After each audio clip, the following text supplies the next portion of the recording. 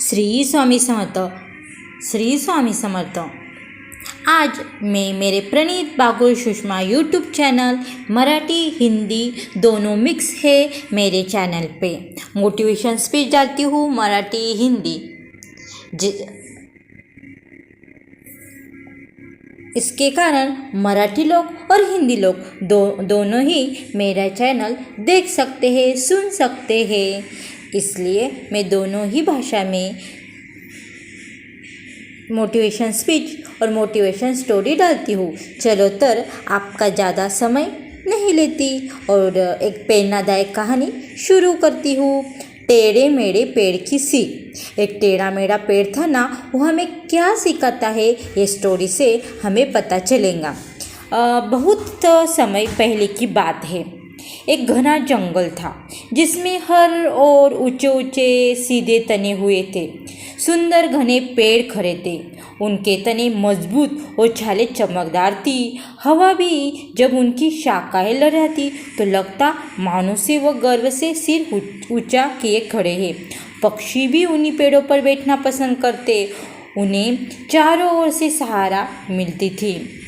उसी जंगल में एक पेड़ था बेचारा, जो बाकी पेड़ों से बिल्कुल अलग था। उसकी तना टेढ़ा मेढ़ा और नीचे की ओर झुका था। उसकी शाखाएं किसी दिशा में सीधी नहीं थी, बल्कि इधर उधर मुड़ी हुई थी। उसकी छाल भी बाकी पेड़ों की तरह चिकनी नहीं थी, बल्कि खुरदरी थी और कुछ टूटी फूटी सी लगती थी। ऐसा टेढ़ा मेढ़ा एक गंदा सा पेड़ था, कुरूप सा। वह पेड़ अक्सर उदास रहता। जब भी वह अपने आसपास खड़े सीधे सुंदर पेड़ों को देखता तो वह भरता, काश मैं भी इतना सीधा सुंदर होता। सब मेरी ओर हंसते हैं। न कोई पंछी मुझ पर बैठता है, न कोई मुझे पसंद करता है, न कोई आदमी आता है मेरे नीचे बैठता है छाँव में। भगवान ने मुझे ऐसा क्यों बनाया? ऐसे वो उदास रहता, वो सोचता रहता। दिन भी दिन उसकी निराशा बढ़ती जा रही थी। उसे उसकी कुरूपता बहुत दुख देती थी। वह खुद को भगवान की भूल मानने लगा। एक दिन क्या हुआ पता है भक्तों? एक दिन जंगल में एक लकड़ आया हला। वह कुल्हाड़ी लेकर पेड़ काटने आया। उसने इधर उधर देखा। वह एक के बाद एक सीधे मजबूत पेड़ों को पहचानना शुरू किया। वह बोला, वाह ये पेड़ बहुत बढ़िया है, लंबे मजबूत सीधा, इसे काटकर अच्छी लकड़ी मिल जाएगी।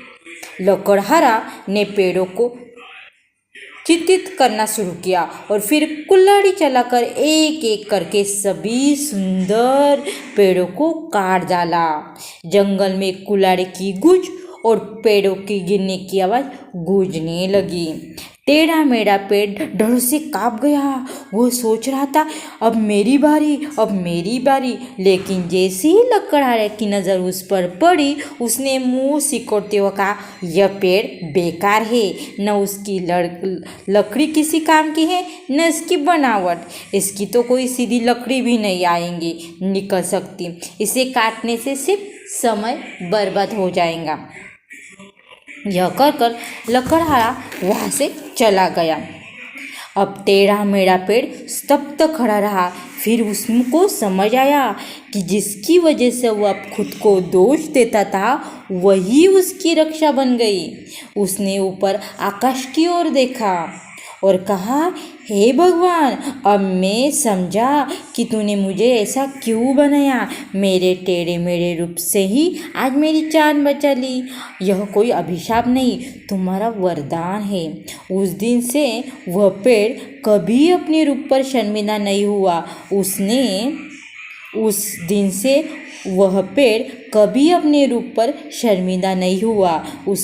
उसने खुद को अपनाया और दूसरों को भी सिखाया कि हर चीज़ की अपनी महत्ता होती है। बस हमें उसका सही समय पर एहसास होना चाहिए। सीख क्या मिलती है स्वामी भक्तों इस कहानी से?